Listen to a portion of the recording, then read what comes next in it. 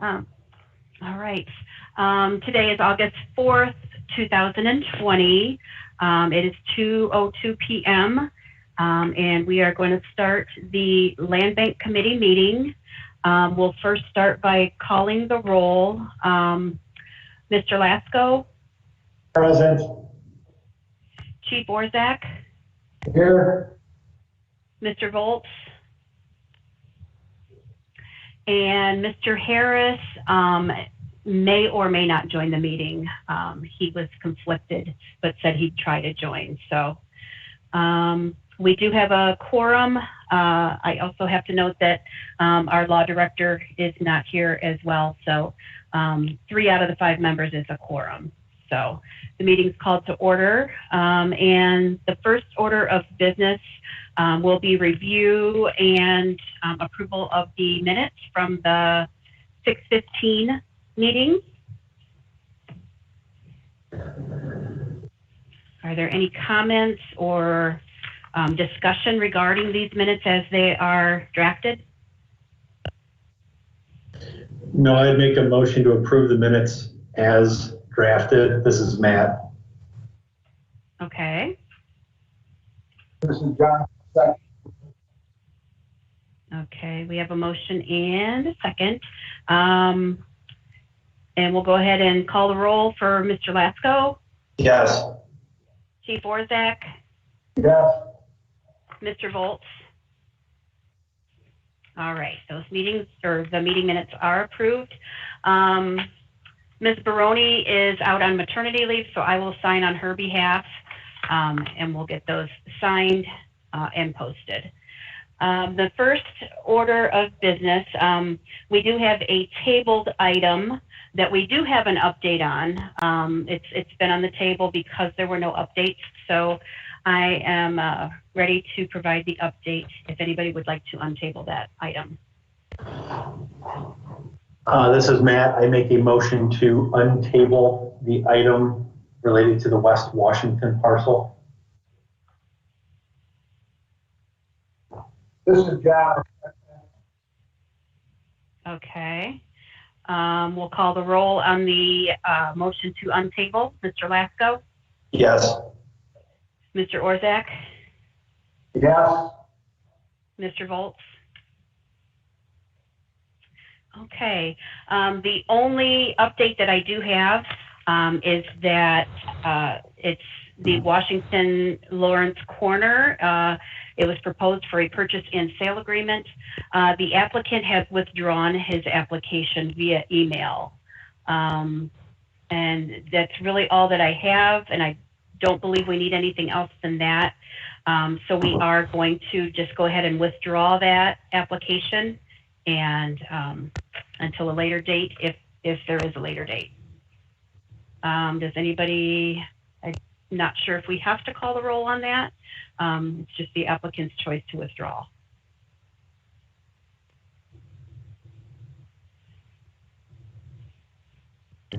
I think we're good with just the choice to withdraw. I think you're right. Okay. I can make a motion to accept his withdrawal, maybe, just to be on the safe side. So this is John. Okay. All right. Mr. Lasco? Yes. Chief Orzak? Yes. And Mr. Volz? Okay. All right. Item number 2, we're on to new business.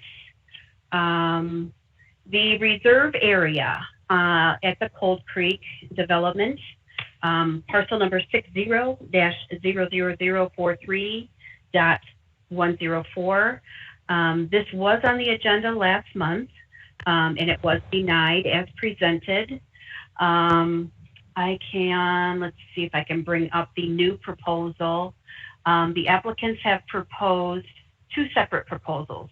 One, as you'll see on the screen, the rear yard, they pretty much want to go all the way back to this lot line, or whatever the committee would approve. Of course, these are estimated.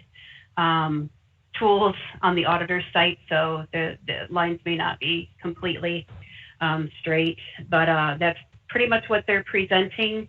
They did email me today. They do want to propose a price for this larger portion back here. They want to propose $900 as a sale price. And I don't know if we want to treat these separately or together, but application number 2 is seen on the screen now. It's approximately 10 feet to the north, all the way back to the lot line, or as far back as we can. And the applicant has proposed $300 as a offer to purchase that portion of the land. Going back to the history of that agenda item, they just want additional yard space. There may be a fence, if anything, built on either portion, application 1 or application 2. The size of the total size of the reserve area is 1.47 acres and is auditor valued at $9,260. So according to that valuation, the applicants have proposed their purchase price. The city will recoup any expenses from the sale regarding a survey, legal description, lot split or combo, or deed preparation. The applicant is more than welcome to take on these expenses himself if they like. The taxes will begin as soon as the property is purchased. If approved, the city will start collecting real estate taxes again. The conditions of the sale is that it's first approved by this body, the Land Bank Committee, secondly through the City Commission, and a fully executed purchase and sale agreement and the conditions within. If everybody can see both applications, I can scroll up and down again, or maybe even make the size of my screen smaller that you could see both applications here. And if necessary, we can certainly treat them separately.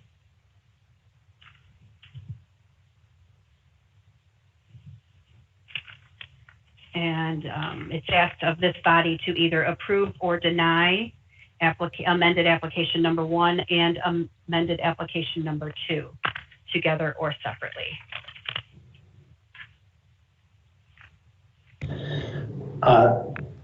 This is Matt. Originally, I thought I would be in favor of this, but the more I think about it, and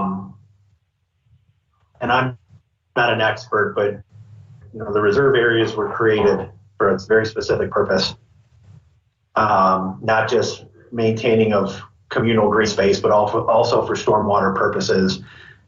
And even if we don't allow construction on the green space, I do fear the slippery slope we go down. And I ultimately feel like this should be a decision of the homeowners association once one gets created. I don't love the idea of the city, given that we're the owner of the land, creating a precedent for giving away reserve area. I'd much rather an eventual homeowners association representing all the homeowners in that area make the decision. So again, it's not that I disagree with what's being asked. I just don't know if the timing of it should be us making the decision. And I'd much rather defer to an eventual homeowners association acting on behalf of the eventual 100 houses in development. So at this moment, I'm not going to be comfortable approving this. Okay. I do see on my screen that Mr. Harris has joined. Welcome, Mr. Harris. Yes, thank you. Sorry I'm late. fine. We are on the new business number 2. Okay.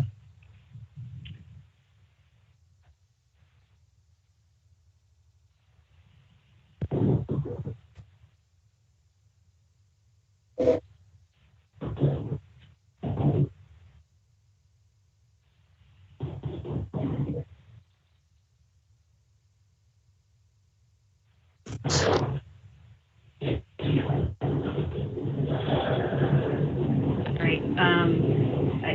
Mr. Lasco, I'm not sure if that was a motion or just your opinion. I did not make a motion, but at least so we can have further discussion if necessary, I will make a motion to deny the either application for purchase. And again, so long as the minutes reflected, it's not that I ultimately think it's a bad idea. I don't think the city should be ultimately deciding this on behalf of what will be a fully empowered homeowners association once the development is built out. So for that reason, I make a motion to deny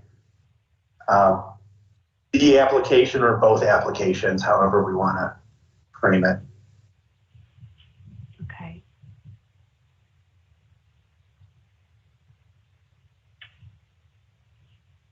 Greg, we may have lost you. I mean, there you go.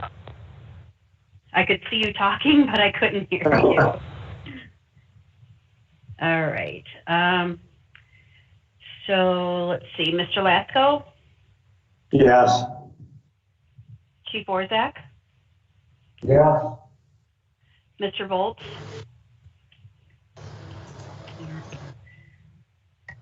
all right. So we are going to notify the homeowner that those were denied and for the reasons at this point. Item number 3 is 1110 First Street. James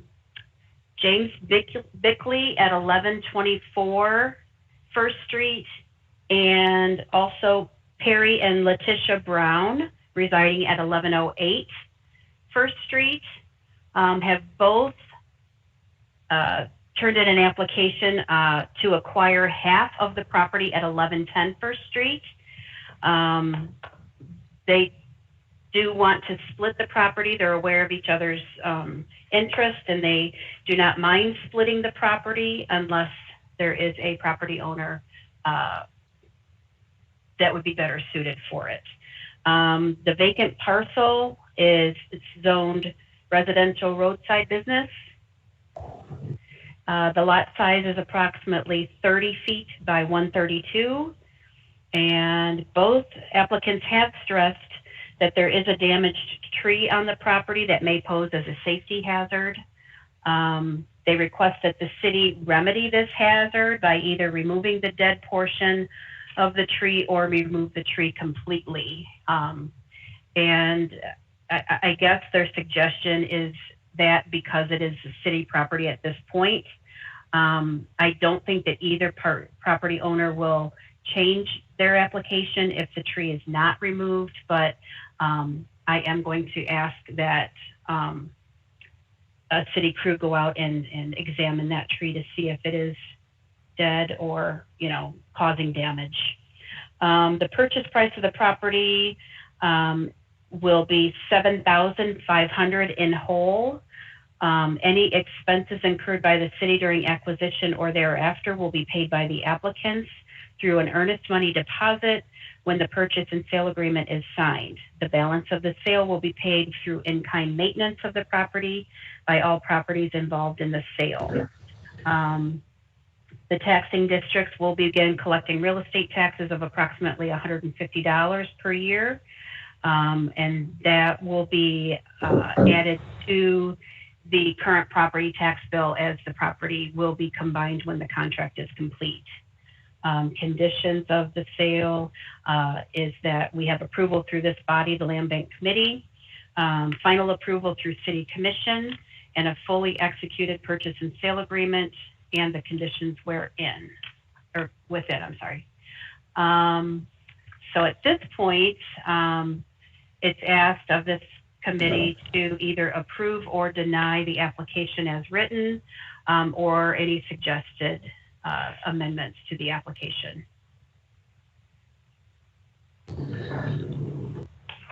Debbie, I have a question. Sure. Can I assume that if the entire lot was offered to either party, they would love to have the whole thing? Or do you get the sense that they truly want it to be a split? Nope, they each wanted it. It was Mr. Bickley. Well, actually, it was Mr. Brown that was sent a notification that we had the property, and that was back in, I believe, November of 19. And he did not respond because he wasn't sure if he was staying or leaving his property. That was October of 19. I'm looking in the file now.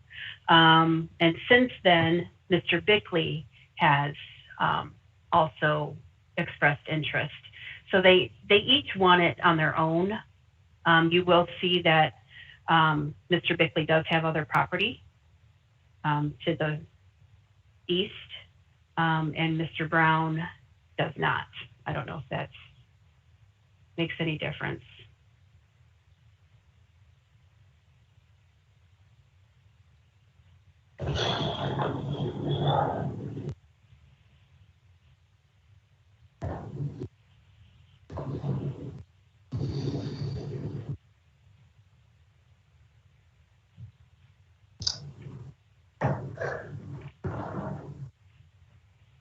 I guess I have a question, this is John. I think that our guess rules or normal procedure is that both parties want it to split it. I'm sorry, I can't hear you very well. I'm on my phone, so I don't know if that makes a difference or not. I think our policy is that if both neighboring parcels want it, there's no reason not to, that we would split the lot and not just give it to one person.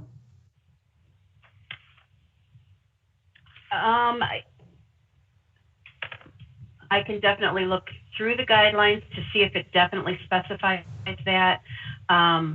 It's been my understanding that if there was a better suited for either property owner, or you know, I thought it was possibly up to this committee and not, you know, set in stone.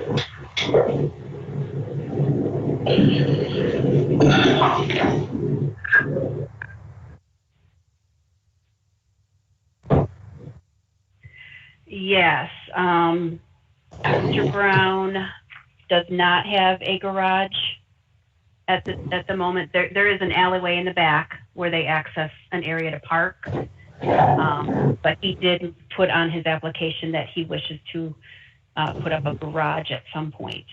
Mr. Bickley has yard and garage checked on his application.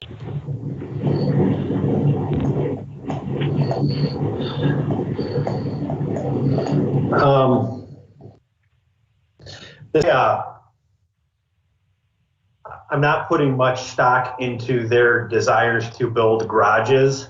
nor would I hold them to it, because candidly, they each have more than enough room with what they currently own to build garages. And typically, I almost would lean towards recommending the entire lot go to the Browns, but I also don't have an overwhelming argument I can make to myself as to why we would not split it, other than the fact that Mr. Bickley appears to just own way more land. I don't know that if that's significant enough to warrant not splitting it, particularly when both property owners are open to splitting it. I do think the tree is going to pose an issue. I think it's like it's smack dab in the middle of the lot. So I don't know how to address that issue when we do or consider a split. But I do think that's something we need to figure out, either by taking down the tree or moving the tree entirely into one of the neighbor's properties. I don't think splitting the tree is the answer, but I think that's something we'd have to figure out.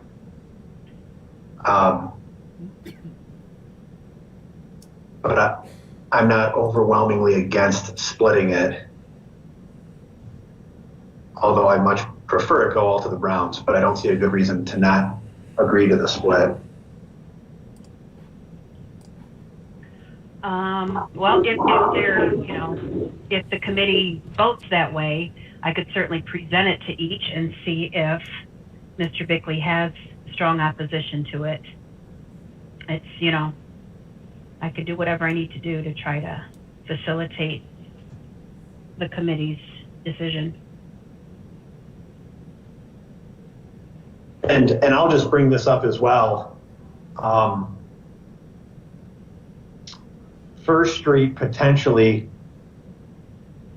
could be a very desirable area, and the houses on each side of this lot are very well maintained. The Browns just put a ton of money into their property. There is also the option of just not selling it and retaining it for potential future development, particularly when you have alley access to the rear for a garage, so you wouldn't need to do a curb cut off First Street. I don't know if anyone else has thoughts on that, but it may be worthwhile us considering retaining the lot. I want to apologize, but for those watching on YouTube, I did have microphone issues before, so my streaming might not have been working at that time. But to your point, Matt, I just want to remind, this is, I believe, in the overlay district for transient rental, or no, it's just beyond the overlay district, but I agree. I think eventually that transient rental overlay district may eventually extend down beyond this way, and would only add to the desirability, I think, of a home here. But I could also see Mr. Bickley combining this parcel with his other parcel that he has and creating a really decent sized lot as well and selling that on the market. So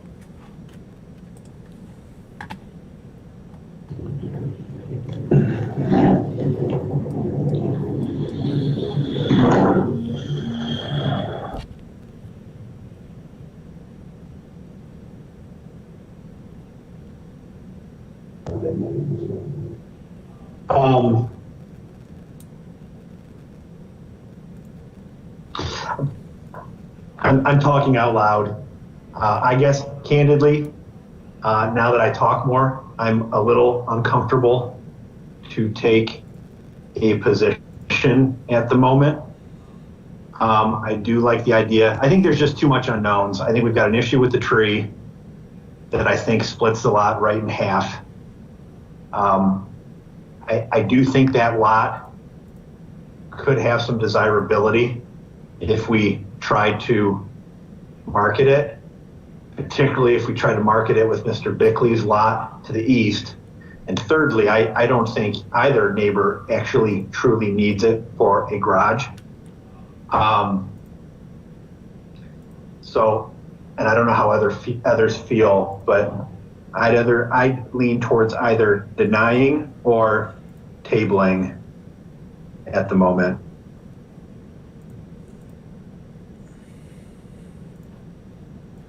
Okay. I'll make a motion. This is Greg to table the application. This is Matt. I second. Okay. Mr. Lasko, Yes.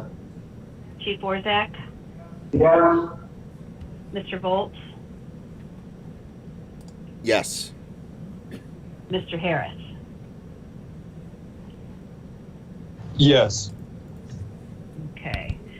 We will table that item then until a later date. The next item is 627 Decatur Street.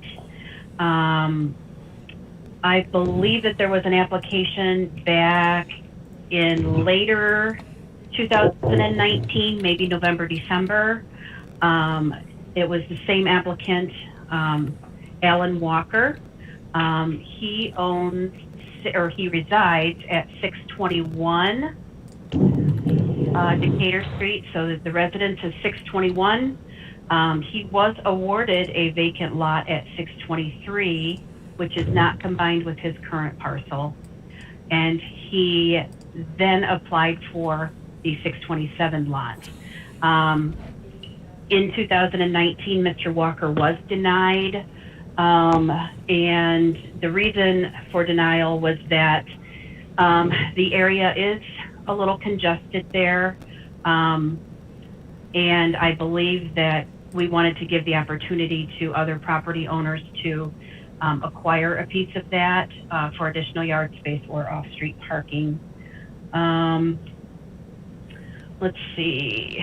The lot would be better suited to be offered in portions to the adjoining property owners by splitting the parcel to combine with theirs. Mr. Walker was also informed that he would not be able to build a garage on the vacant lot or lots because there was not a main structure on either parcel. So the new portion of this is that NLP Properties, they acquired the corner lot here, and they have expressed interest in a split, or they'll take a split or the whole property, whichever. The vacant parcel is located on Decatur Street, zoned R2F. The lot size is approximately 40 feet by 80 feet, with additional dimensions in this little area here of 4 feet by 46 feet. So it's kind of an odd-shaped lot as it is. The purchase price of the property will be $6,280. Any expenses will be acquired or paid through an earnest money deposit by the buyers when the sale agreement is signed. The balance of the sale will be paid through in-kind maintenance. The taxing districts will begin collecting approximately $125 per year. And the conditions of the sale are normal: approval through Land Bank, approval through City Commission, and the executed purchase and sale agreement with the conditions within. So at this point, I'm asking that the committee either approve or deny both, the application for the purchase of the property through Moda Own.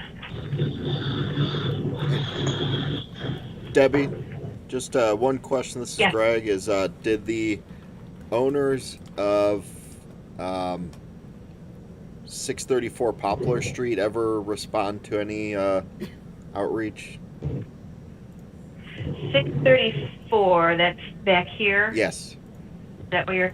I think that they were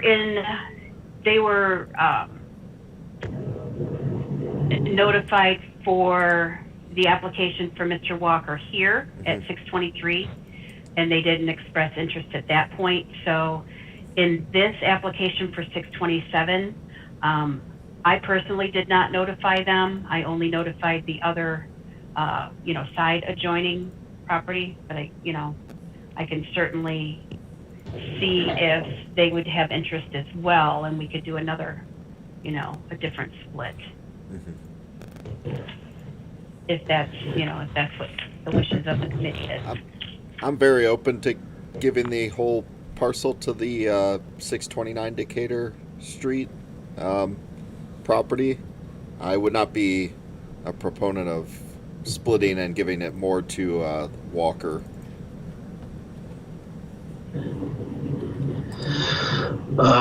This is Matt. I generally agree with Greg. I would love to see, although we can't force it, but I would love to see this property split. It's such a unique property that is bound partly by two properties that are basically taking the entirety of the footprint of the lot with the structure. In a perfect world, I'd love to see the house on Poplar and the NLP properties split it. I think this is a very unique situation where a front to back split makes sense. I also don't necessarily believe the benefit of providing additional green space to the Walker property. I think from a long-term neighborhood planning perspective, 629 Decatur and the house on Poplar Street needs some breathing room. Whereas I think 621 Decatur already has it. But because we haven't notified the house on Poplar about this opportunity, I don't know that I'm comfortable doing anything other than denying the application from the Walkers.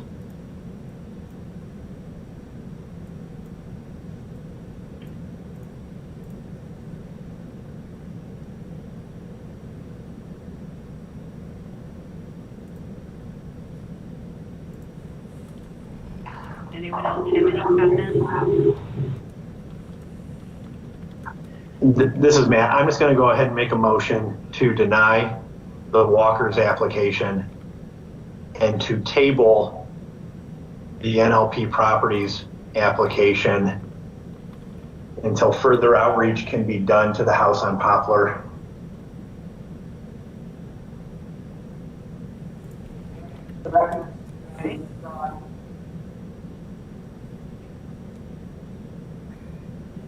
Did I hear somebody?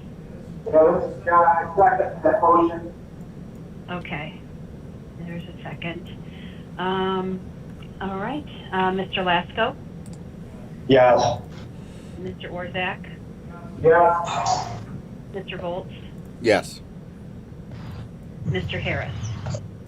Yes. Okay. I will certainly reach out to the owners of the Poplar Street property and give them the opportunity to turn in an application. Next, we have 1516 Camp Street. This one is Alexa Jenkins, resides at 1520 Camp Street. And she made request for the entire parcel at 1516 Camp Street because she has absolutely no yard space. We may be able to see it better from the actual aerial view. This is Miss Jenkins' home, so she's completely concrete with the alley in the rear, and this is the vacant lot.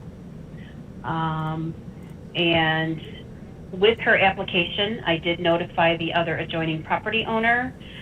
This was Miss Bobby Cheney.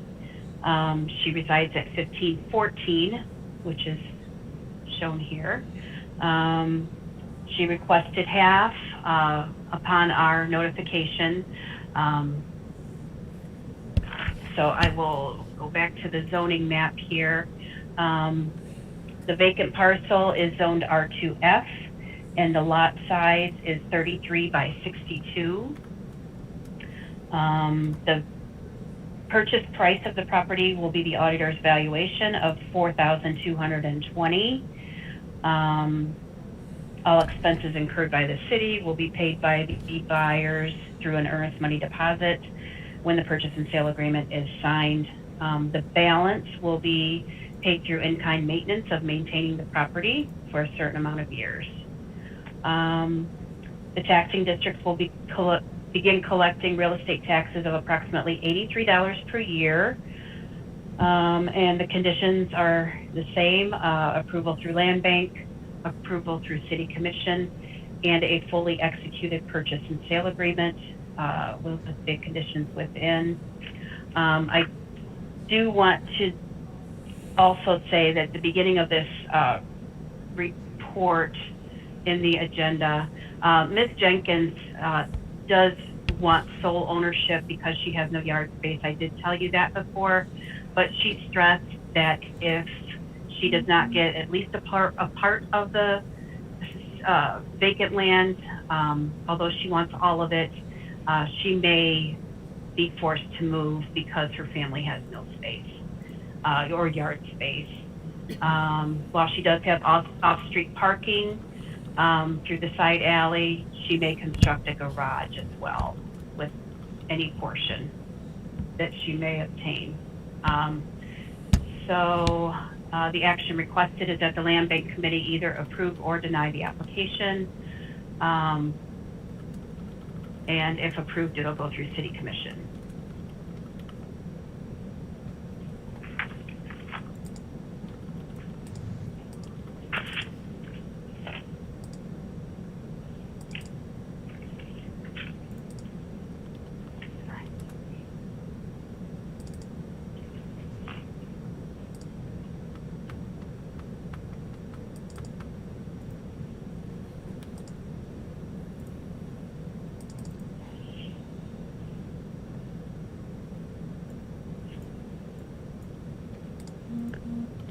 So Debbie, just to confirm, this is an application for a split, or is this an application for Jenkins to get the whole lot?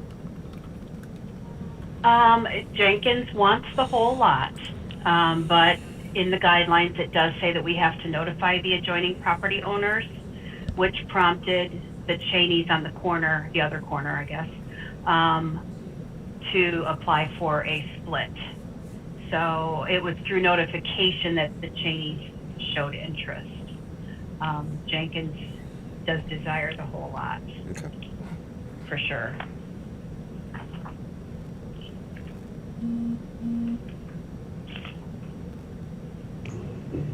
This is Matt. I generally am supportive of 50-50 splits, but for exigent circumstances where I think it's really not warranted, such as actually potentially the two we had previous to this, which was on Decatur and First Street. I mean, as much as I agree the house to the north at 1514 does have more green space, they also don't have a ton themselves, albeit they have more. So I would support a 50-50 split as we traditionally do. This is John, I'll second the motion. Okay, so Matt, that was a motion to Sure. approve a 50-50 split, okay. And Mr. Orzak, or Chief Orzak, is a second. Okay, I will call the roll. Mr. Lasko, Yes. Chief Orzak, Yeah. Mr. Bolt, Yes. Mr. Harris. Yes. All right. Next, we have an acquisition request. There is a property at 423 Fulton Street that is slated for demolition. It is on our list to demo. It is a condemned property. And Mr. Jared Barkley, residing in Fremont, contacted the city to request forfeiture of his property located at 423 Fulton. The property has been condemned since November of 19, and was recently denied at the January Housing Board of Appeals meeting. The property owner is aware that demolition will be assessed to the property, and he no longer wishes to maintain or pay taxes on the property. The lot size is 0.1 acre with the dimensions of 33 by 132. The property currently has a 2-story residential structure on it with 3 bedrooms and 2 baths. The status of the property, again, is condemned and scheduled for demolition. I think I did have a couple pictures here. This is the exterior. I don't, unfortunately, have interior photos at my hands, but this is the exterior. There will be minimal to no expense to the city to accept this lot. It has been requested that the property owner show clear title at their expense, so we're waiting on that. Following demolition, the city will maintain the vacant lot and market it to interested parties. Once vacant, or once the demolish happens, the annual taxes on the lot will be approximately $123 a year. I did include the report, the condemnation report enforced by code enforcement. That's in the agenda. That's about all I have to report on that. So it's requested that the Land Bank Committee either approve or deny the acquisition of property and structure located at 423 Fulton Street through forfeiture based on the information provided. And if approved, the request will go through City Commission for final approval.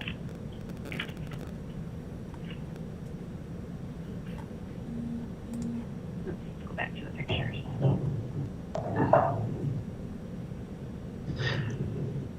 This is Matt, and just so everyone has the latest and greatest, we are so far along in the demolition process that we actually are accepting asbestos survey proposals, which are due to our office this Friday. And we've already gotten permission to bid the demolition from City Commission. Our next step would be to get the surveys and actually bid out the demo, which we still anticipate to happen this fall. We were engaged in litigation with the property owner, and as part of mediation, before Trevor left on the 31st, was for the city to consider acquiring it so long as the property owner covered the cost of the title exam and that title exam came back clean. So with all of that, I support the motion to acquire, or I'll make a motion to acquire contingent on the title exam coming back clean with no liens or encumbrances. Okay. I'll second that. All right. Just a second. Okay. Mr. Lasko, Yes. Chief Orzak, Yes. Mr. Volz, Yes. Mr. Harris. Yes. All right. That one will go before City Commission for final approval. That is the end of the agenda items. We did leave a little bit of room today for discussion on the current most owned side lot disposition guidelines.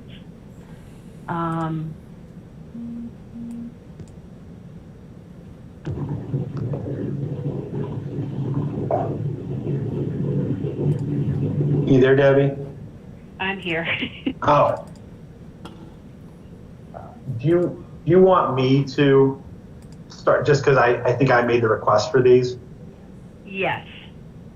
And I know I've talked to Greg, and I've also talked to Commissioner Harris, but I wanted to put this on the agenda for just discussion. I don't know if we ultimately have to decide anything policy-wise, but this stems from a recent sale we agreed to at 530 Clinton Street, where we ultimately decided to split the lot, but not with sort of the traditional two neighbors. We split it north-south and gave it to a property owner to the south, and then also gave it to a property owner on an adjacent street, which is very atypical for us and truly only happens for the most part in and around corner lots or lots that are sort of one off a corner property. So the question has come up as to, in those instances, whether we should ever sell to a neighbor not on the street where the parcel in question exists. And if one of the two property owners on the street doesn't want it, should we consider selling the whole thing to the one neighbor that wants it, as opposed to offering it to a neighbor on an adjacent street? And I know we just did something counter to this, but I do think it warrants a little bit of discussion here to maybe inform us and instruct us how to move forward in the future. And again, I don't know if that's an outright policy, because I do believe there could always be an exception to the rule, just with how strange our parcels are in the city. But I do want to consider the idea of maybe having a strong preference to maybe consider something different than what we did on Clinton Street. So I'll leave it at that. I don't know if anyone else has any thoughts.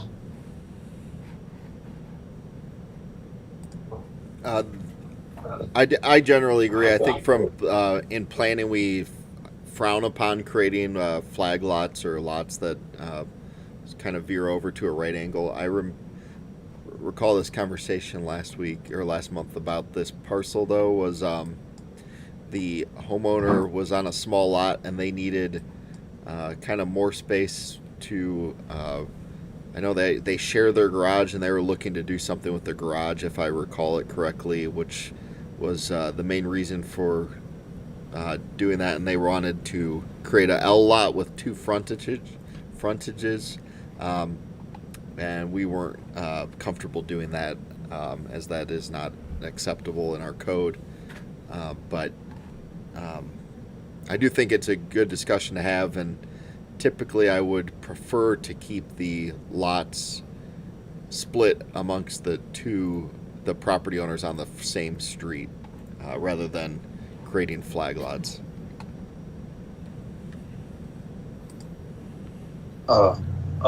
Yes, this is Blake Harris. I guess I don't have really any further comment to add to that, other than, as it was stated, myself, Greg, and Matt had discussed this sometime last month. And of course, I just agree that we should just eliminate, or at least, open this up for a discussion to potentially heavily favor, just giving it up to that of those same street properties, rather than, as Greg said, just creating those flagship lots, if you would. So I appreciate you both for listening and ultimately bringing this up for discussion. So I don't know if a motion's warranted, but I guess I'm just talking out loud. Does it make sense to have a strong preference? This committee has a strong preference against creating those flag lots that Greg referenced it. But I don't know if I want to go as far as an outright ban, so to speak, because again, there could be a crazy scenario we're not even picturing yet. But I do like the idea of having a strong preference for only selling to or disposing to people on the same street, but for sort of an exigent circumstance. I think that's something that makes sense. Yeah, Matt, I agree. I think even just looking at our current parcel map, there are some situations where these flag lots and those sort of things have been created in the past where you could see that it was important they were created or there was a reason behind them being created. And also with all of our angled roads and streets, it kind of, you can see that there would be potential for many more of these type of situations happening in the future, or maybe not many more, but the possibility for more definitely exists. So I think it'd be fair enough to say that we generally don't want to do it unless but there may be instances where it's important to allow for the flexibility to do it. Let me, Debbie, don't kill me, but I'm going to make a motion. Because we have not in earnest looked at our land bank policies since at least 2015. I know it was during my first couple months that we revised them. So if it's okay, I'm going to make a motion to direct the land bank administrator to maybe look at our guidelines, not just related to this, and we can talk offline, but look at putting some language together as it relates to this specific scenario so that future committees can have some guidance in the event they don't go back and look at our meeting minutes. I think we need to memorialize this strong preference in our guidelines and policies. So I'd make a motion to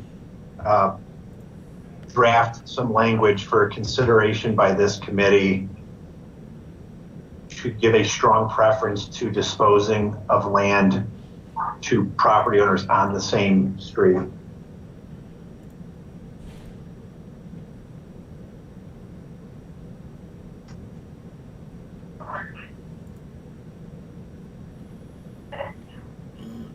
There's a motion on the table.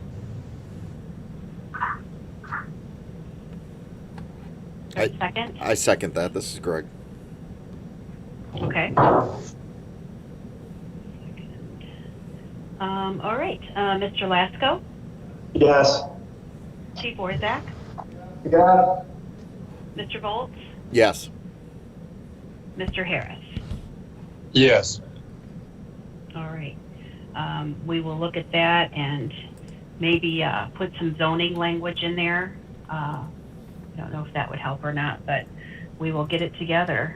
And then the second topic of discussion today, and I'm going to ask Matt again to take the lead on this one, is for corner lot disposition.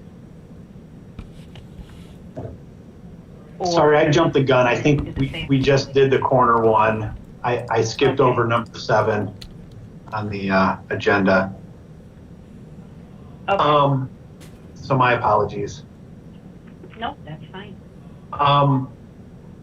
It has been brought to my attention more and more with the appreciation that we are seeing in the market, not just for properties of all kinds, but also for vacant land, that property values are increasing and the desirability of land and properties in the city is increasing pretty drastically. And I've had several people ask the question to me whether it makes sense to, in essence, get out of the Mode to O program and create a more efficient and streamlined way of disposing of almost exclusively vacant lots, which would be simply getting an appraisal or a broker's price opinion and simply selling the property. And it's not so much economically driven, although that is part of it. Obviously, if the land bank has additional revenue It allows us to do more things and be proactive. And I do think, as being stewards of this land and of the city, I do think economics should matter, and that we are getting as much bang for the buck and can also participate in the appreciation we're experiencing as a region and a city. So I just wanted to start a dialogue. I don't think this is something that should be decided overnight.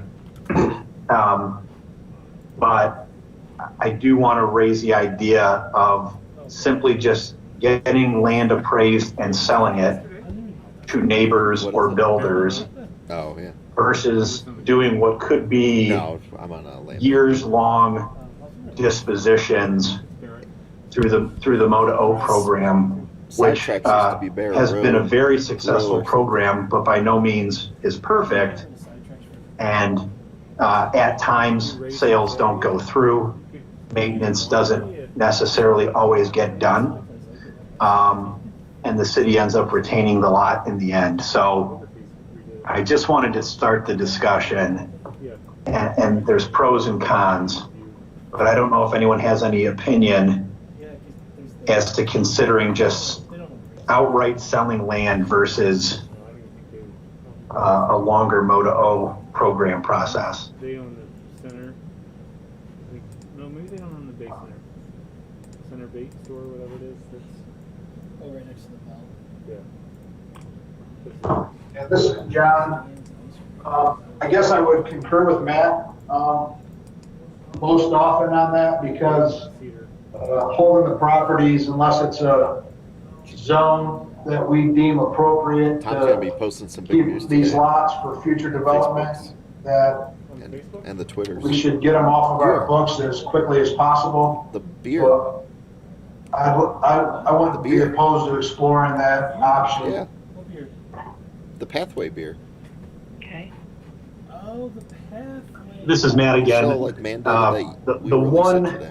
Who's making a? I shouldn't say one, there may be more than one, but the one downside of of going in a different direction I don't feel like we should. is for situations where you Drinking and have, biking.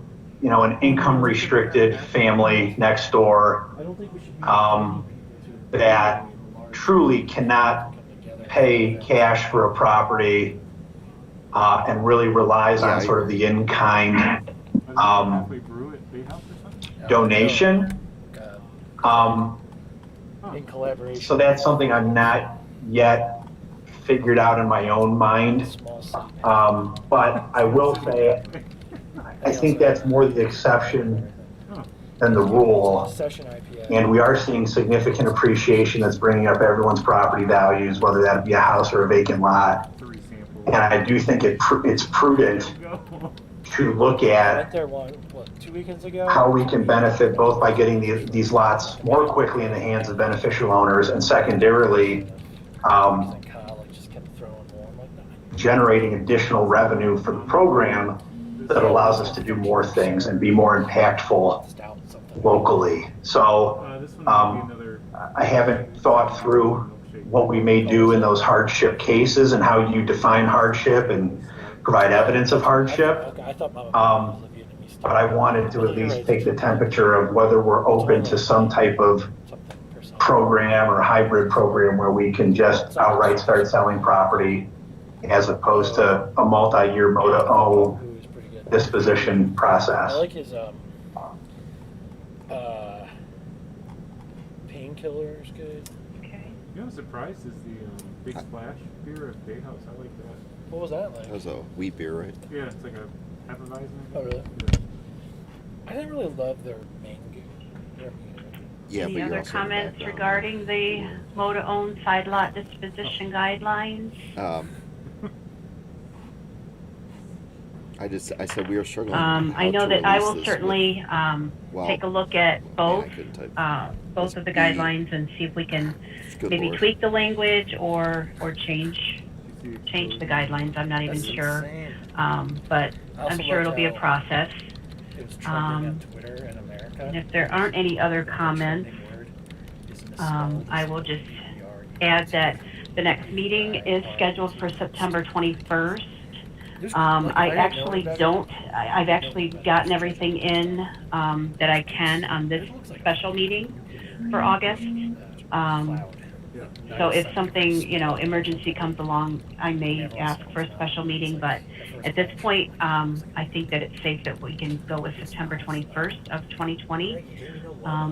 With that, Yeah, that's I good. can ask for a motion to adjourn. I was talking to them about beer.